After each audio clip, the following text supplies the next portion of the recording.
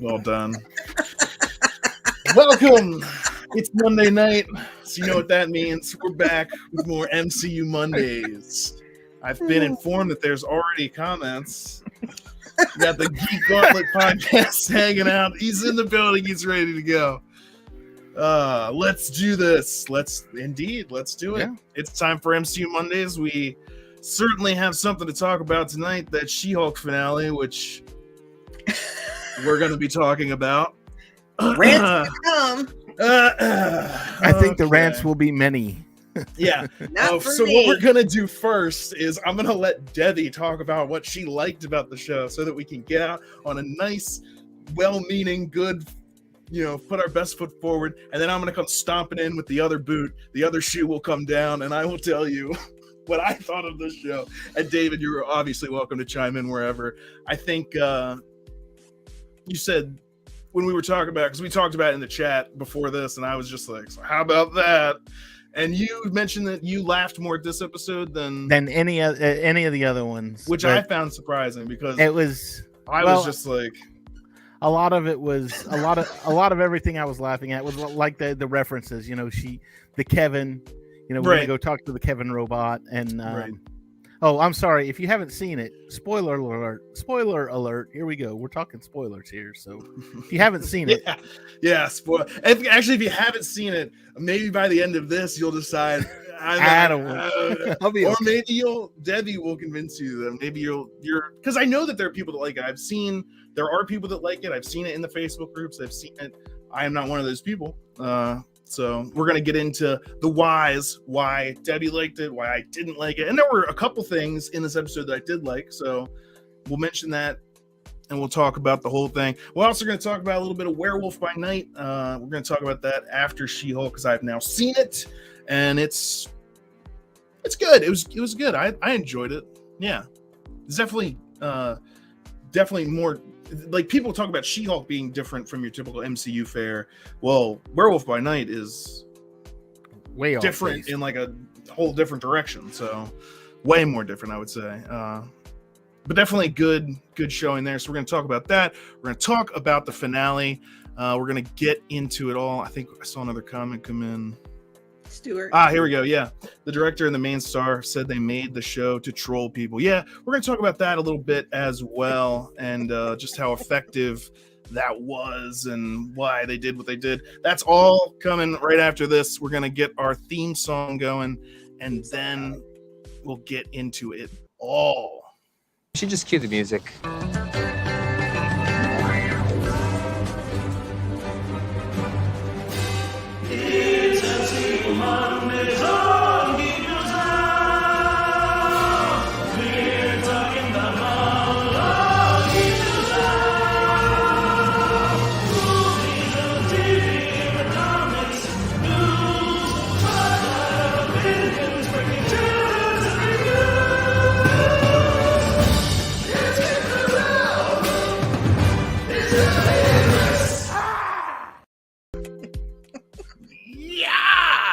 Still the greatest. Yes. She-Hulk finale. Debbie. Chris. You liked it. Yes. What did you like? It was hilarious. What was hilarious? What did you? Well, I mean, just like who was it? Stuart said that this whole thing was to troll all those fans. I won't say who. Just trolling them back. I mean, and they did it very well. This whole episode pretty much was exactly what she does in the sensational She-Hulk comics. She doesn't like where the storyline's going, so she literally breaks through the comic page. Did she do that? Yes. No. I know she does that. Does she do that at the very end? Is that how she solves her whole problem? Because that's the question I have. I know she breaks through and breaking the fourth wall. I didn't have a problem with that. But it was that they erased everything that happened in the show. Like all of the stuff. But anyway, Debbie, go on. That's what she does in the comic. But okay, but here's the thing. Does she do that at the end of the book? It's like, so what was the point of anything we went through? If you did it like midway through, like for instance, if there was an episode of this show, like maybe one of the first couple episodes where she was like, I don't like this, and she does the breakthrough, the writing thing, and she's like, you this is not the way the show is going to go, and then continue. Just the way that they did it in this was like, we intentionally wrote bad storylines. We had plot devices that were never intended to work, and so people will complain about that. It's not like rocket science to figure out that people aren't going to like a poorly written show. So, and it's not, I don't think it's trolling. Like, I'm not trolling by saying I'm not enjoying this, but then if I say I'm not enjoying this on the fan, they're like, oh, we found you, you're one of the people they're trolling, aha, because you don't like it, I can now target you as basically an intelligentsia person. And it's like, that is weird. The whole, and I think it would have been a lot better if she had done something like this midway through the show, or something that doesn't, like, the whole seasonal arc is gone. The climax of this show was she breaks out, the writers say, or they say that the writing is terrible, and then she goes and just poofs it all away. Mm-hmm. There's no consequences for anything she did. The stuff that she did in episode 8, it's just like, who cares? It's whatever. Nothing matters. Nothing matters. It's almost like nothing that happened the entire time. We're going to reboot the entire show next season. We're just going to reboot the entire thing. And when she's talking to AI Kevin, she kind of explains that everybody expects, the pew pew and, kind of like what we get in the Marvel movies. And this covers all of the Disney Plus shows. Everybody complains because it's not like the movies, blah, blah, blah, blah, blah, blah.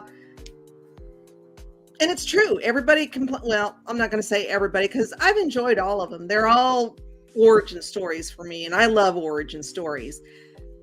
Somewhere down the line in one of the movies that are coming out, it's all going to connect one way or another. But I love this episode. I thought it was hilarious. And like, I can appreciate parts of it. Like, I like breaking the fourth wall. I like the fact that she did that. The Kevin thing made me laugh.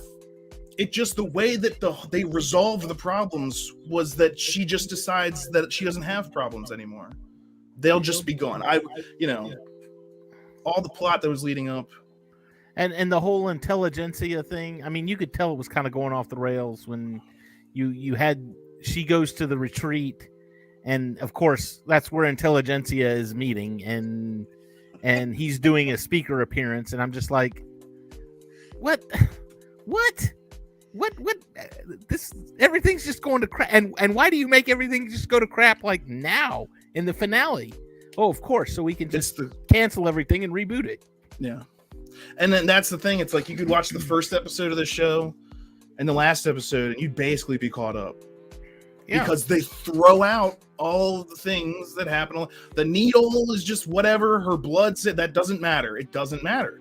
None of this matters. And I see Debbie laughing. It's like, that's the whole joke. But it's like, I'm never going to go rewatch this show, because why would I?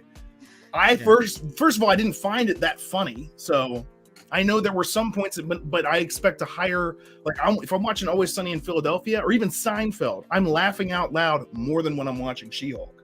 So that's just my taste in comedy. It's not doing it for me. So what I had left after that was, well, I'm still watching it for the MCU stuff.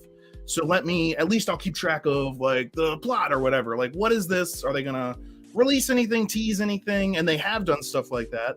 But it's like, if you were just the plot, they self-admitted they torpedoed so that they could have this ending. And they did it to the whole thing. That's what I'm saying. If it was just like one aspect, or they changed up a couple things, and then she actually had to do something, like she had to, as She-Hulk or as Jen the lawyer or as whatever, had to some way, but she just goes outside and is just like, okay, it's all over. It's all gone. And she's literally, she's back at her job. Not everything is gone, because if you watched the the comic end credits, whatever you want to call those, she's taken Todd to court. She's still suing him.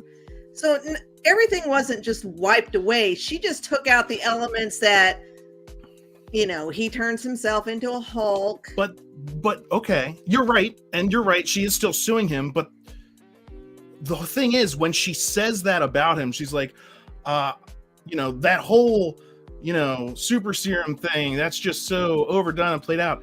The powers aren't the villain. Todd's the villain. Let him be the villain. And when she said that, I'm just sitting there going, he was being the villain. He was being villainous. If you just don't feel like dealing with the product of his villainy, so it's now gone.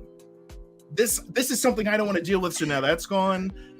It's yeah.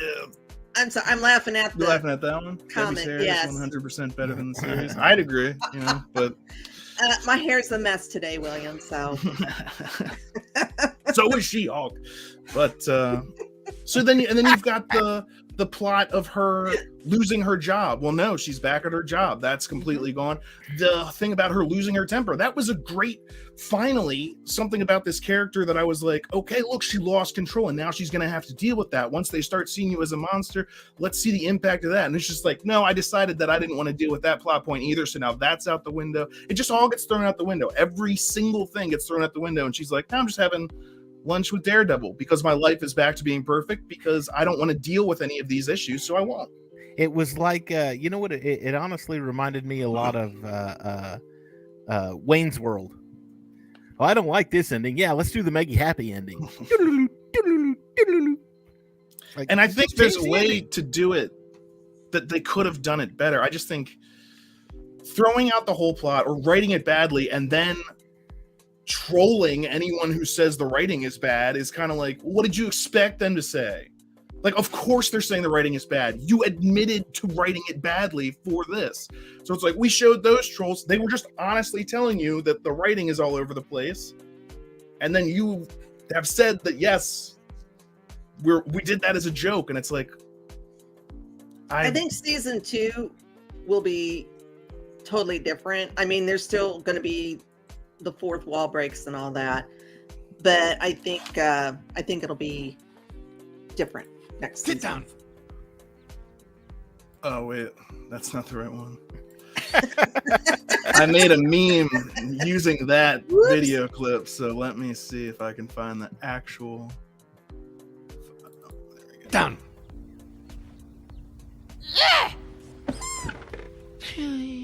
I must apologize for Wimp Low. He is an idiot. We have purposely trained him wrong, as a joke. Is that a Kung Pao? Yeah. Enter the Fist. Yeah.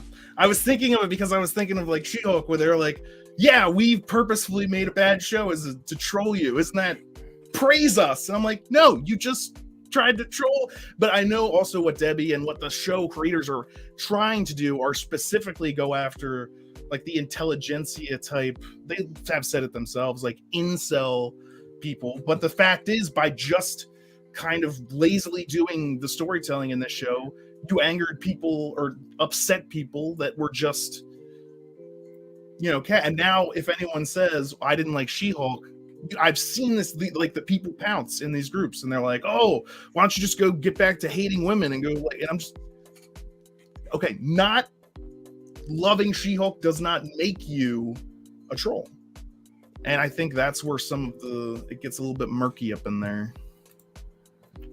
Well, the series as a whole, yeah, I mean, it had its ups and downs. It wasn't a perfect series. I'm not saying it was, the most fantastic. And I'm not saying it's evil. I'm not saying I hate this. I'm not. I'm just saying I've seen better. I've definitely enjoyed other things more.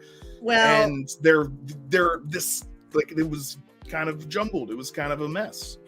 All I can say is, as a woman, I related to a lot of the things that she brought up because been there, done that. And you know, I mean, And I I felt think that was the ashamed to thing be a with man. So And this episode no, was because the worst. there are jerks out there. I'm not saying all men are jerks, I know you're not. The but show seemed to be saying that. I No, mean, if you I don't know. I if just you look took at that it, with a grain of salt because most women, the majority of women, experience. the cat's going Well, crazy. yeah, and I'm I sure hear that something. women do experience that because that's who those type of men target. So I'm sure from a woman's perspective, you see or experience way more assholes, especially that type, than I do. I understand. I understand that, and that's why, yeah, I think more women than men probably would identify the show. It's when I was talking about when we were watching the first couple episodes, and I was like, the comedy in this seems more like watching an episode of The View, or like, you know, one of those types of things where it's like, yeah, girl power, women empowerment, and that's great. I'm not saying they shouldn't be things like that, but obviously it's not going to get me as excited as you took a woman. Like, You're cutting the demographic down, but or widening it up, because maybe you're gonna get some people watching She-Hulk that don't care to watch the other Marvel stuff, you know. Now, Stuart, you had his comment up just a little while ago about the viewer numbers were low. Oh, let's see. Yeah, there it is. And you know, to add to that, I was looking at it on Rotten Tomatoes, and the tomato score is 87. The audience score is like 35. So, you know, maybe the critics liked it, but the fans certainly have not. It's great to have a woman on the show. Otherwise, this would be a toxic masculinity show. We would be our own intelligentsia. Oh, yeah. What I did absolutely love, and I thought was brilliant, me personally, was that intro. Oh, that was one of the things I liked about the show. So the original Hulk. As soon as I heard the music, I was like, "Holy shit! They're going back to the '70s." And that Woo-hoo! was the other part that made me laugh out loud too. Was when it carried on a little further into the show and it started playing the music again, and then she said, "No, we are not having a narrator." Yeah. I was like, And, yeah. "All right, that's good. That's covered. All right." It was also, I guess, disappointing to, like, you know, they teased the Hulk Abomination fight when everything was kind of getting clustered. They actually have. Oh, actually, I saw this great picture. I think I got it. Just because people talking about, again, like the CGI being bad in this show. And it's like, well, they make fun of that at the end. Well, it's like, so you purposefully, again, did something badly so that people would complain, so that you could call them out. Do you see? Like, that's weird. That's kind of a weird thing. We made this bad so people would get upset. Ha ha. Well, I like how when what was it? Kevin said something to her about changing, but to do it off camera because she's expensive. We can't afford it right like now. This was done during reshoots, and the CGI team is already working on the next project. So when he tells her to go ahead and change because she's off camera, you hear the Wakanda music. Just a little bit, but you hear the Wakanda because he music. said the CGI team was working on the next project. That project. Wakanda being the next project. Yeah. Well, it's like, I hope they worked harder than they did on this. Woof. Because it was dirty. And that, I mean, the Abomination versus Hulk, even what little they did in this was just weak. So weak. He comes up and like throws a jab, and it's like, boo! And they were just gonna shut it all down in a second anyway, so why waste any more time in it? But they gotta, it's kind of like that,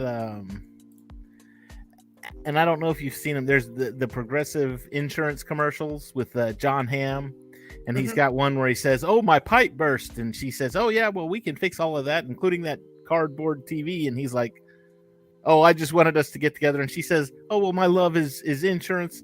And he said, "You know, that's kind of crazy." And he says, "What, like crazy, like faking an apartment flooding so you could get me here?" And that's exactly what this was what, like writing something terrible so that you could make everybody mad and then you laugh at them. It's because like it's like gaslighting your audience. Yeah. Yeah, it's well, okay. So Steven's like complained about the CGI, and they turned it into "you hate women's bodies." It's all very strange. Yeah, Oh, and really? I didn't Tatiana get that. Maslany, and like if you've looked at some of the interviews they've done for like Variety and stuff, that's even crazier. Like I was like, okay, I'm just gonna stick to watching the show. Cause she was even saying something like to be. I think I had it open here. Okay, so she talks about how Marvel fans hate women. She says there's so much resistance to a woman just existing in that space of superheroes. There's such an entitlement to space held by certain people, and to even exist as She-Hulk is like an FU, and I love that. Which is crazy because She-Hulk has been around for a long time, and they've had female superheroes in comics since the 40s. Comics. Are you saying it's like tougher now than it was for women than it was in like the 40s? Like I think we're. But every single time, I'm just gonna say the guys complained. They complained about Lady Thor or Mighty Thor, whatever you want to call it. They complained about her. They complained, this, that, and the other. They complained about. Well, I don't know if they complained specifically about Captain Marvel or just because it was Brie Larson. I don't know. I think that's just because it's Brie Larson. But I don't think it would have mattered, personally. I've never heard people complain about Black Widow. They were actually asking for a Black Widow movie before the studio was even do it. So the whole idea that there's not okay, listen to what she said. There's so much resistance to a woman just existing in that space of superheroes. I think the resistance comes from, and this is kind of the way I see it, to where like you said, Debbie, you've got Lady Thor, and people were complaining about that. You've got Ironheart coming out. That's I've already heard complaints about that because it's a woman. You've got the new Black Panther, which, God help me, it looks like a woman on those trailers. It looks like it's Siri, like it's supposed to be. I mean, that's the way it's supposed to be, and that's fine. That's all well and good. But the fact that you have now changed all of the characters to female, I mean, what are you doing? We're gonna have a male Black Widow and we got a female Hawkeye coming up. All the Avenger characters that were once male have now all been flipped to female, and that may be where the complaining is coming from. But they were in the comics, so Wakanda Forever. Why does it matter? Greta. Yeah, this description of what she'll be like, I'm just gonna read it out loud. The latest promo for Black Panther 2: Wakanda Forever has showcased the tech building abilities of the new and improved Iron Man. Now, this is just science bros. This is just something that was suggested for me. It's not like this is the official statement, but the way that they describe it in this thing is like, good Lord. New and improved Iron Man. So it's like, it's not just she's the new Iron Man, new and improved Iron. She's better than Iron Man. This is the new. Described as indomitably smart with a Greta Thunberg, whatever her name is, vision for the future of humanity, Riri Williams, aka Ironheart, is set to shake up the power dynamics and status quo of the MCU. Forecast to be a refreshing and empowered, of course she's empowered, take on the legendary but deeply flawed and deeply flawed and socially problematic Iron Man persona. The character of Ironheart will instead bring a socially conscious and non-masculine elevative touch to cater to a more complex audience. So that was so insulting. Like, okay, anyone that enjoyed the regular Iron Man, you're not complex. Get ready for finally a character that's good for complex audiences. It's just ridiculous. And again, I just want to state that was Science Bros post. So that's not like an official Marvel post. I guess that's just how they're framing it. But that was ridiculous.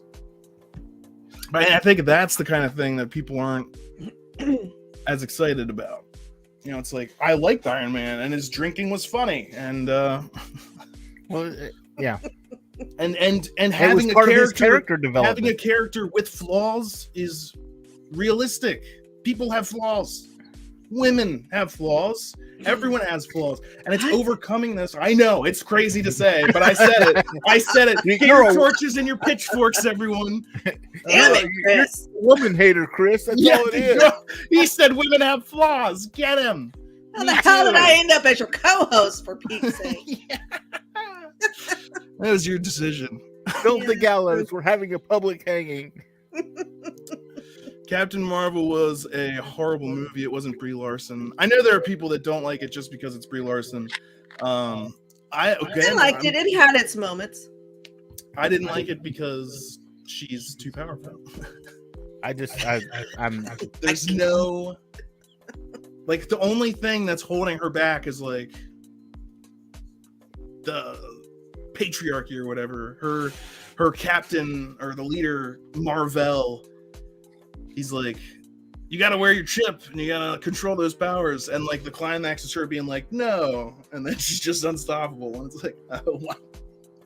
She turned into Superman, and nobody wants to watch a Superman movie. And then it's like, now we need to send you into deep space because otherwise you just be able to destroy every Avenger level problem. Like when she shows up to fight Thanos, the giant ship, she just takes that out immediately. It's like, where were you an hour ago? Like, people are dying. It's like, I was out protecting other planets. Well, this is where all the crap's going down. This is where the main threat is. Priorities in order. It's fun. Yeah, so they literally had to like keep her away because she was too powerful. She would just solve all their problems. And I guess that's also kind of what happened with like Scarlet Witch. They're like, we need to turn her evil and kill her because she's too powerful. I don't think she's dead, but probably not dead. She's not. There was but the rocks fell and there was a red flash. And I was like, yeah, it could have been her like teleporting somewhere else. Yeah. Because when people die, there's a red flash. No, that's what I'm talking about. She had the dark hole. She may have known a few things.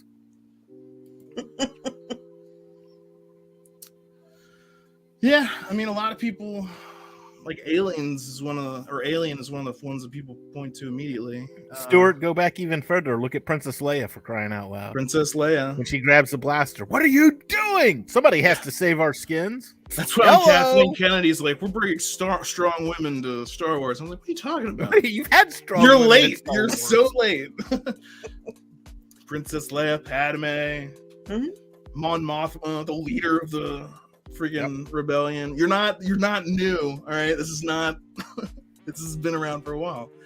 But that's, they try and spin these things for publicity and whatnot. Gotta love that empowerment.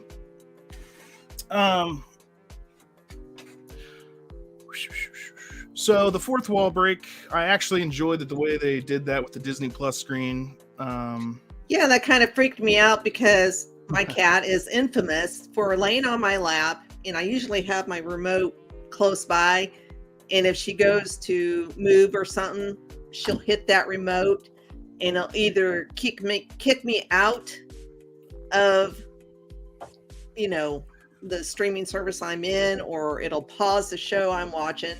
So when that happened, I looked at my cat and I was like, damn it, Chewy. And I was getting ready to change it, and you could hear her talking, and then she breaks through, and I'm like, oh. I had the remote, and I had it sitting up on the counter where, right in front of the chair where I was sitting, and it went to that Disney screen, and Luke was like, what'd you do? What'd you touch? I'm like, I didn't touch anything. If the remote's up there, and he's like, what happened? I'm like, just hang on. I got a feeling. Yep. She swings over to Avengers Assembled or whatever, the making of thing that they have on there. Uses that to like break into the real world. But given that he ends up talking to a robot that makes all the Marvel movies, I don't know if it is the real world, because that's not really how things work. But it's supposed to be the real world. I guess that's just like another joke that they're like, oh, get it? Because it's Kevin Feige, but he's a robot. But that's not how our reality actually is. So now you're just... But again, the point of this episode is none of it matters. And if you're thinking, you need to stop doing that, because that's not what this show is about. Yeah, don't turn it off. Turn it off. All right. And that, so like, again, I was thinking that, I was like, so is this reality? And I was like, no, just forget about it, and then it doesn't matter, because that's when she gets to the point of like throwing everything out the window. You say turn it off, and I think there's more to it than that, because I can go back. I remember watching Zoolander for the first time, going, this is just stupid. This is the dumbest thing I've ever seen. And somebody told me, they said, no, you got to turn your brain off. Just turn your brain off and watch it dumb, and it'll be funny. And I was like, all right. So I did that, and it was like the funniest thing I've ever seen. So yeah, I'm not gonna say I'm gonna go back and watch She-Hulk and turn my brain off, because I don't think it'll rewatch be the funniest it, thing I've ever seen. and I wouldn't watch season 2 if I wasn't doing like these types of shows talking about it. I really wouldn't, because after watching this, and they even make a joke about it in the damn writer's room, which was just like them patting themselves on the back again. I know she breaks out and goes into the writer's room and stuff like that in the comics, and so it works, but they're just like, I would die for I mean, the whole scene, I was like, you know what? This is why you guys are writers and not actors. Like, get off of the camera. This is terrible. It's one of the guys, as they're like, when she first walks in, she's like, how about season 2 is all just a dream? People love that. Or he says something like that. And it's like, oh, I get it. After like I saw the rest of the episode, I was like, oh, I get it. He's making fun of things where the entire season is just a dream, because at the end it turns out nothing actually really happened, and people hate that. It's a joke on the fact that nothing happened in this show and nothing matters in it. So it's like, oh, you got me again, you clever bastards. How did you know that? It's the whole who shot JR thing. No, it's it's Dallas, but it's not the JR thing. It's when Patrick Duffy came back after he was dead for a whole season. And it was her dream. It was just a dream. Matthew Blake said, I feel that a lot of these movies / shows for Marvels are not showing actual growth for these new characters, and it takes away from making conflicts realistic or suspenseful. And the shows with this one, yes. WandaVision, I would say no. Again, Falcon and the Winter Soldier, I would say no. I don't agree with that. Loki was just all over the place. Well, it was all over the place, but it showed character development, and it showed character growth. So even though he displayed powers that nobody really knew he had, but sure, why not? This one, though, there was not really. No, there was nothing. The biggest character growth happens in the first episode when she gets Hulk powers, and then since then she hasn't actually changed at all. Because literally, you would think, oh well, how is she going to deal with these things? She doesn't have any problem dealing with it. That's one of the things she first says. Is I don't have a problem with this. I deal with anger infinitely more than you do. And so that's why it was such a big deal in episode 8 when she does lose control, and it's like, oh, now we're going to see like she again, that's the thing, is they just throw it away. Her character growth gets thrown out the window at the end because she doesn't deal with any of the problems she's facing. And that's not how real life works. You don't just, and I get it. It's a comedy show and it's an MCU and blah, blah, blah. So you should take things a little bit lighter, but even in like the Deadpool thing, like he grows over the course of and that means that the things that he goes through and experiences, you can relate to, or you can feel for, or you can understand. With this type of thing, it's just like, I don't feel like dealing with these problems, so I just won't.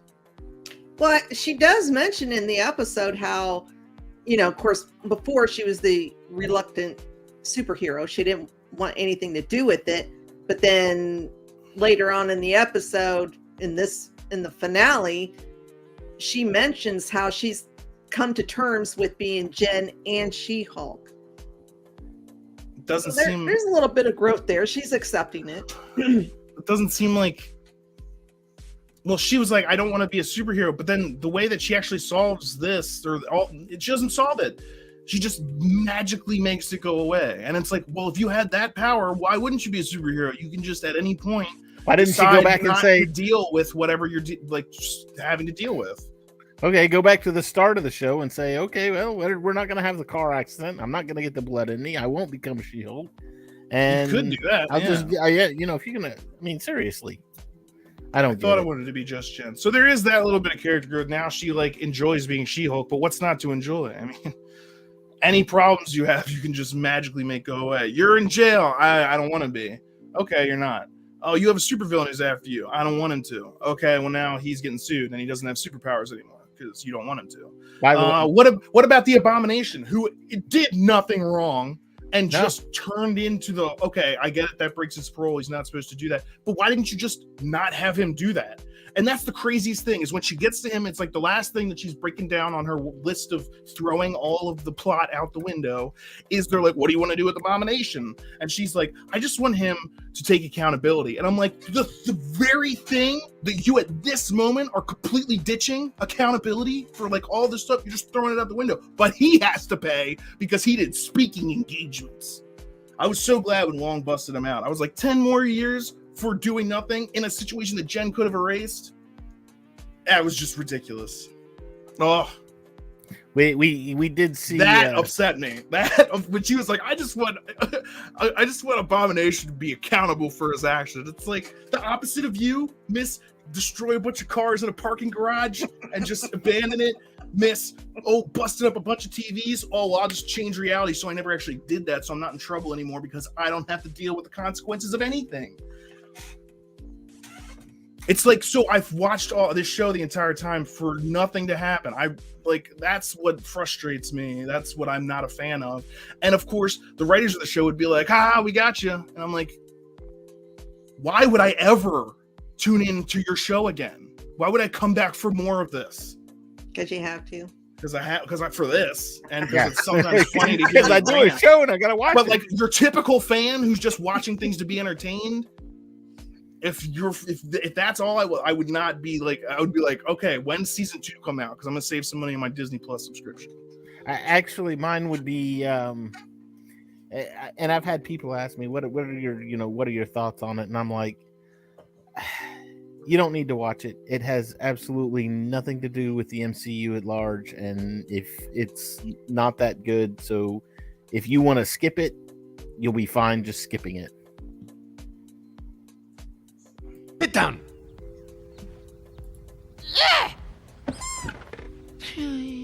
I must apologize for Wimp Lo. He is an idiot. We have purposely trained him wrong as a joke. But like you were saying, David, it's the problem. I think is part of it is people are, and Debbie, you touched on this as well, and they talked about it a little bit in the show, that people are expecting like a Marvel presentation, so they're expecting like a certain type of story to be told.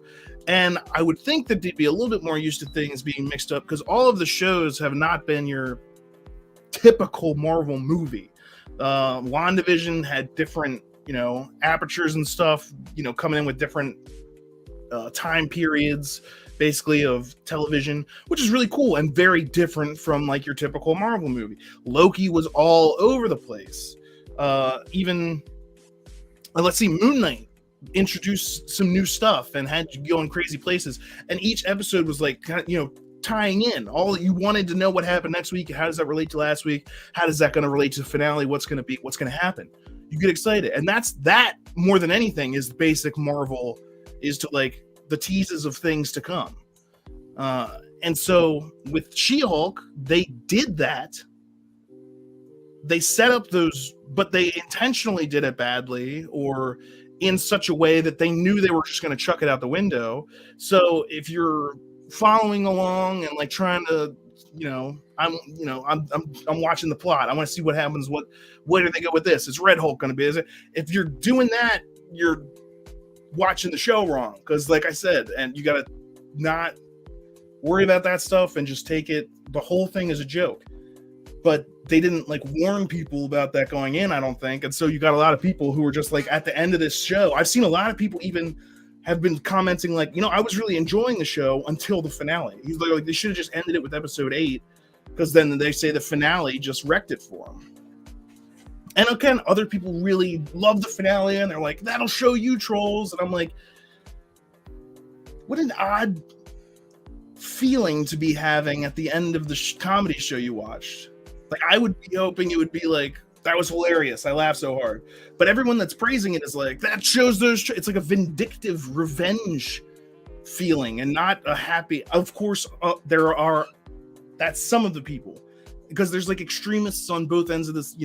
There are the intelligentsia type dudes out there that are actual trolls and didn't like the show because of that. And there are people on the complete other side. They love the show because it's making fun of those people, and they're looking for those people to make fun of. So then they hear you didn't like the show, that like paints a target on your chest, which is why it's, don't get involved in social media conversations, because especially unless you're looking for time to kill. I'm like, I want to waste That's hours. why I never comment. I read, but yeah, It's about as pointless as the plot in She-Hulk getting involved in. What's the thing? Two things you never discuss amongst family is religion and politics. Online, it's Star Wars and Marvel. And now, like, probably Lord of the Rings. Yeah, maybe. Yeah, I've seen some of that because I'm in a lot of Lord of the Rings fan groups. Oh, Disney. And too. I haven't watched Disney in minute general. 1 of Rings of Power just because I'm like, I read all the stuff, like the histories of Middle Earth and the stuff that happened during the time period where the show takes place. And I know I've read some stuff and I've seen what they're doing. I was like, I know they're not following that, because they also don't have the rights to like the Silmarillion. They have the rights to the appendices in The Return of the King. And it's like, then why are you making a movie, or why are you making a show about stuff you don't have the rights to? And since I care about that type of stuff, I know I'm just, other people that have never read Lord of the Rings or like read those things, they could probably watch this. If you don't know what the history of Middle Earth is supposed to be, you could potentially enjoy this show. I don't know, but I know for myself, the way that I am, and like reading Lord of the Rings so much when I was younger, reading the Silmarillion, if I go in, I'm just going to be noticing everything that's different from like what it should be. That's the reason I haven't watched. I've never read the books, but from what I understand, the movies didn't exactly. Oh, the movies were way off. It wasn't exactly, but there were, like, they followed. Yet people at least, love them. They followed. What's the difference? But they also complain about the fact that Tom Bombadil's not in it. Like, I have been in those conversations as well. They're like, well, they changed this and they changed that, and it's like, yeah, but as far as it still follows the same essential story. If you leave something out for time constraints, like the Tom Bombadil thing, I get that. When you change an entire aspect of the story just so you can show off your CGI stuff, you've manhandled the story at that point. Yeah. You've changed it. Well, they want to trade in on the name recognition of Lord of the Rings, of Tolkien. They want to trade in on that, but at the same time, they aren't doing a faithful adaptation. So it's like, you wanted this fan base, you got their attention, but then you did something that like is completely. Well, maybe the thing that made to quit being so freaking stingy. Who? Oh, the estate. The estate.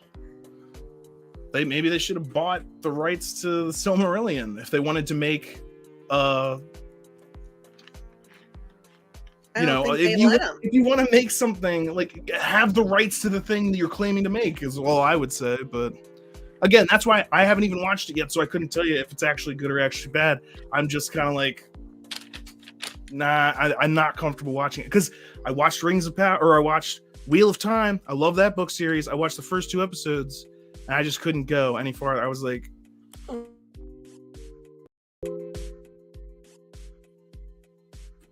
I froze there. I was going to what say, the hell happened? I thought it looked like everybody froze. Woo! It's the ghost. Halloween. They're both Lord of the Ring fans, and they've read the books, and they thought the Ring of Power series was just meh. I my brother asked.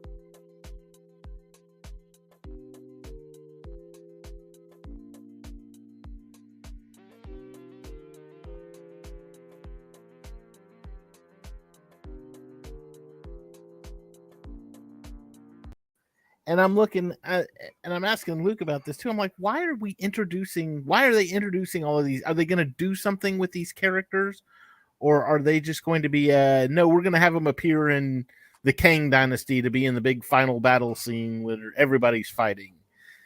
I mean, are we gonna touch on Scar? Are we gonna touch on Hercules? Are we gonna touch on what's her name from Doctor Strange? Are we gonna touch on the other guy from the Eternals? You know, you're introducing all of these characters that people are like, oh, that's a cool little Easter egg, and it's like, but are you doing anything with them, or is it just a cool little Easter egg that's in the movie? Yeah, I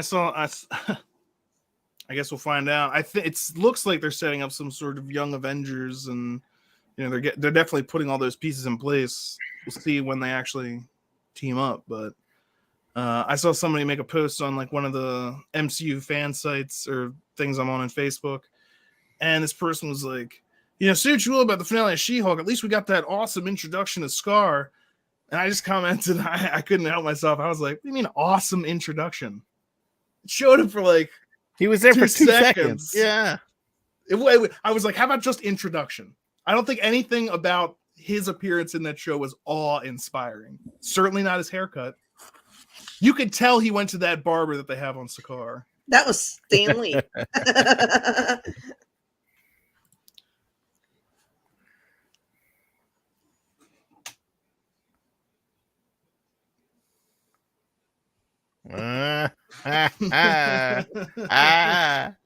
Bruce is like, I can't have kids in Age of Ultron when he's talking to Black Widow. And then he flies away from her at the end of that. And then it's like, oh, look, I had a kid. Not that it really would have mattered in Black Widow's case because she couldn't have kids no matter what. So, but yeah, Scar. And if you thought to yourself, Scar looks pretty old. For time flows differently at Sakaar. Well, you could go with that route, but also you could know that his mother actually gave birth to him, and he spent time in a cocoon, emerging as a fully formed. Mm-hmm. So not only is time different on Sakaar, but also he was in a cocoon for some reason. Why? Because he's an alien. Okay, mm-hmm. He's an alien Hulk thing, and a lot of people that actually saw his appearance in this were like, what did they order this Scar from Wish? And they put up pictures of like the actual Scar with his like hair come down and like the evil look in his eye. And it's like, what is this? What is it? You know, it's like, well, let's just wait and see what actually happens when it comes time for him to do battle. But I saw a lot of people that actually weren't not super happy about his appearance or the way that he looked anyway. And it was like, I was like, at that point, I was like, who cares? After everything else that I just went through, I just don't even. Who cares? They'll just get rid of it in a second anyway, and nothing will matter. So that's pretty much the She-Hulk season finale.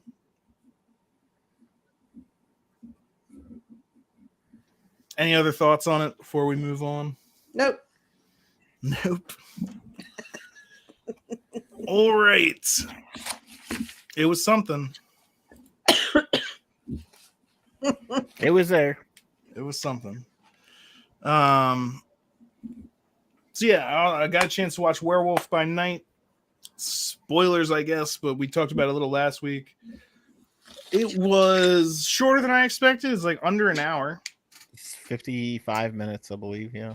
And I really did like, you guys talked about this a little last week, but I did like the way that they use some like old-timey effects, like the ways of shooting it, very traditional, not a lot of like CGI stuff going on. And when he transforms into a werewolf, it's great, and it's all done in silhouette. Mm-hmm.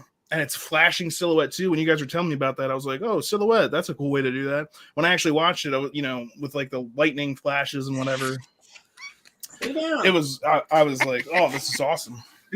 Debbie's abusing her cats. I heard it. I love her. It screamed. Well, she keeps jumping up here and rubbing up against the microphone, and I'm like, oh. Cats. Nah, I still love her.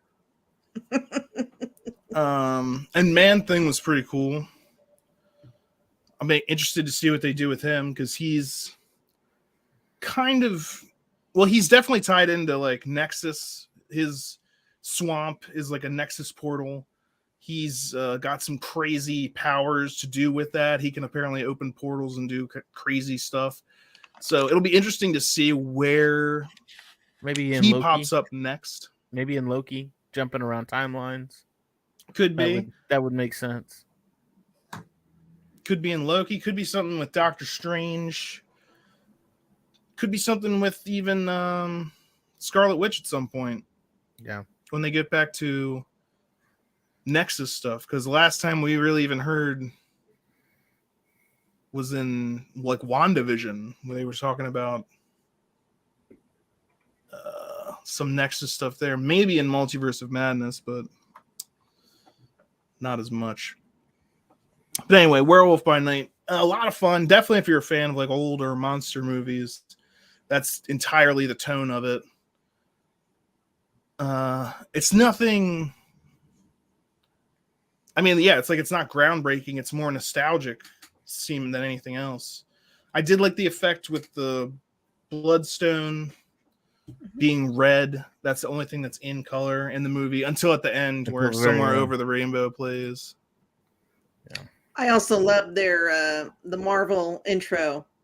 It started out normal, and then it turns black and white, and then the music kind of takes that.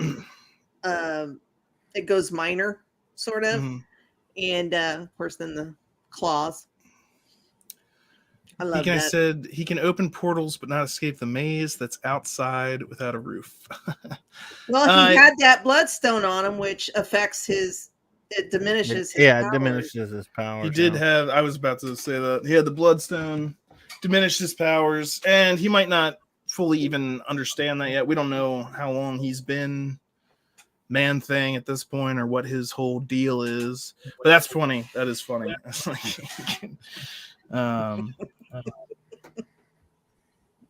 Yeah, they're just like, let's release him into the backyard. That's where like some of this, like that whole part. Like, why don't you just leave? I guess they just hunt him elsewhere.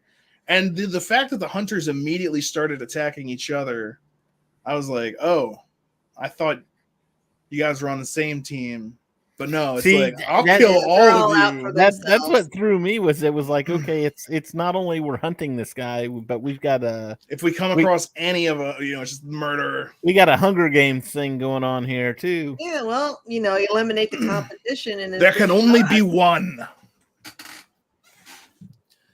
And I think you both mentioned it last week, and from that I was kind of expecting more, but there was some gore in this. Especially that scene where he is the werewolf and he goes against the guards towards the slowly closing door, which was great cinematography with the door closing and him taking out the guards. And then the blood splatter would go onto the lens of the camera. So it'd be like on the screen, and the more people he kills, the more it kind of like covers up. I think that's how they got away with not having an R rating, is because it was all black and white. Black and white. I don't know if it would have been worth an R, even in color. Well, I'm not because even sure like when they was it a MA-14 or maybe. I didn't even bother to look to see what it was rated as, but let's find out. And then that'll probably cause my internet to shut down. No, I clicked Disney Plus and it's like previously on Agents of S.H.I.E.L.D. And I'm like, that wasn't even the last thing. The last thing I watched on here was Werewolf by Night. Yeah. TV-14. TV-14. That's basically PG-13. So yeah, I found that enjoyable. Definitely if you're in the mood for something Halloween-y, it is, and maybe nostalgic if you're a fan of those older monster movies. It's heavily into all that stuff. I thought the acting was pretty good. No complaints about anything.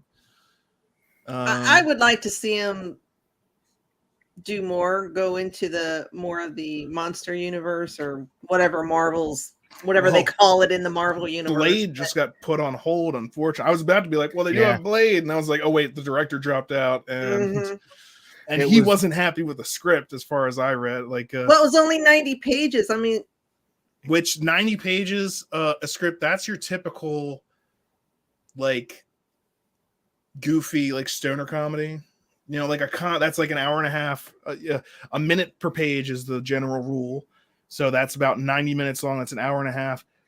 That's not that long for like a Marvel movie. And also he said there were like only 2 action scenes. Blade, if you remember the original Blade, it starts off with a crazy club. They're in this giant industrial warehouse, and there's a party, and then they rain blood from the ceilings, and then he murders everyone in the room, and that's how it starts. That's how the movie begins. So if you read the script, it's like there's 2 action sequences in the entire movie, and it's 90 minutes long. It's like you gotta do Blade, but don't do Blade like that. Do it better. And he's a good actor too. I'm excited to see his rendition of the character. But yeah, you gotta tighten that up. That pushed a bunch of stuff back too, because Blade delayed to September of 2024, Deadpool delayed to November of 2024, Fantastic Four delayed to February of 2025.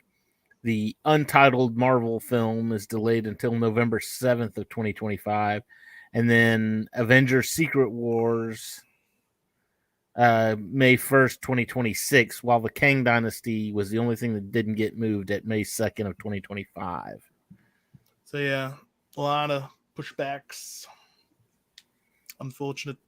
What's so now that I don't even know, I've just been thinking about She-Hulk, but now that we're basically done this episode, I'm thinking, what's next? Wakanda Forever on November 11th. That's November 11th? Okay. I think that's the date. Mm-hmm. All right, so next week, I don't know what we're going to talk about. I'll have to think about that. And then the week after that is actually Halloween, so I'm not sure if we're going to have a show or not. It depends on what we're all doing. We'll have to figure that out. We're having probably I won't be here because... And that's what I'm thinking. I might have plans to. So I'll be running the 4-year-old around the neighborhood. By the way, if you're in our neighborhood, we're giving out full-size bars this year. So full-size bars. Come check out my house. We got full-size bars. I'll be at a full-size bar. Because I don't have children. And I will be home being a hermit. Debbie could go to a full-size bar because her children are all full-size. So.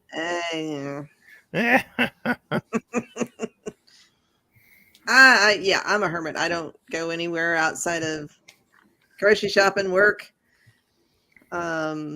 see my kids. Because grocery shopping? You mean you don't have them all delivered? No, I do curbside. Smart. Should do that. But yeah, I don't. Yeah, I try to limit and to the movies if I have to. Human interaction. I've met humans. They're terrible. Yeah. A person is smart. People are dumb, panicky animals, and you know it. God, I love that speech from Men in Black. Actually, let's see. Please. No, I thought I had the clip. I don't have it. Makes me sad. All right. I think that does it for us tonight. Anything else you guys want to mention before we get out of here? I believe it was confirmed about Harrison Ford. It has been confirmed about Harrison Ford which taking surprised over. me because I was like, I guess he loves money, but I was like, you're getting back in bed with Disney? Didn't you just get yourself killed off in Star Wars? What's wrong? What are you doing? I like. What's your money. game plan? I'm Harrison Ford. Crag face, man. He's great. That's great though. Thunderbolt Ross. Yeah, get in it. Get at it. Go for it. I'm not mad at it. I am surprised. I was surprised, but I thought, well, he'd be a perfect grumpy general. He is a grumpy old man. Are we going to? If I get to see him Hulk out, that's just icing on the cake. Are we going to get to see the same kind of thing we saw with Rhodey though? It's me. I'm here. Just deal with it. Yeah, right. I had a heart transplant. And a face transplant while we were at it. Yeah, they. I just don't understand because, well, I don't know what happens to Thunderbolt. Well, outside of him being Red Hulk, but once he turns to Red Hulk, does he stay Red Hulk? I think he can change back and forth. Oh, because I'm like, I mean, Harrison's like what, 80 something? No, he's only like 70 something. Close enough. So why would you hire somebody that old? Who? Nothing against Harrison because he's my secret boyfriend, but yeah. You got a lot of those, don't you? And I just looked it up. Apparently, he can go in and out of Red Hulk at will. So yeah, because if God forbid something happens to Harrison, because I would have to take a whole week off for mourning, but then they would have to recast the role again. So I just don't understand the decision behind that. Yeah, anyone can die at any time, really. Well, that's true, but I Chadwick mean, Boseman. the odds are not. Whoa! Are you saying old people are more likely to die than young people? That's ageist, and I will not have that kind of talk on this show. Hey, I'm old. Yeah, I'm just teasing. You're old, but Chris just said he's going to the bar on the Halloween night. You know, who's to say he's not going to drive home drunk and kill himself? Just saying. I'm not going to drive, so I'm going to cut down on that. Well, all right, fine. But I'll say that because I've learned my lesson in that regard, because I've done that before, and it does not end well. What if he's at the bar, he's having a few drinks, he's having a few laughs, and some guy's there, and he's having a few drinks, but he's an angry drunk, and he shoots me. Chris is the target. Because he heard me saying I didn't like the new She-Hulk episode, and he said, "Die, incel, die! This is for women everywhere. You woman hater!" All right. I think that's it for us this week. David, of course, has Cantina Happy Hour on Thursday night. On Thursday. Same time as this show, but on Thursday night. And you're going to be talking about Andor. Episode 7. 7. Very good, very good. Looking forward to that. And looking forward to seeing y'all next week when we talk about I don't know what, but it's going to be something in the MCU. We'll figure it out. It's not going to be She-Hulk. I can tell you that unless something crazy happens. We ain't talking about that no more. That has been done. So whatever we're going to be talking about, I don't know, but it'll be about the MCU. We shall see you then. And why didn't I line up our closing video before now? I just have to keep talking to the just Debbie shaking her head. I was like, I know I don't do enough. I'm slacking.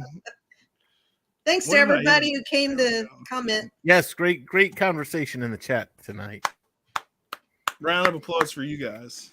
See, that's how I treat my audience. I don't troll them. Because I like the people that watch my show. Anyway, see you next week.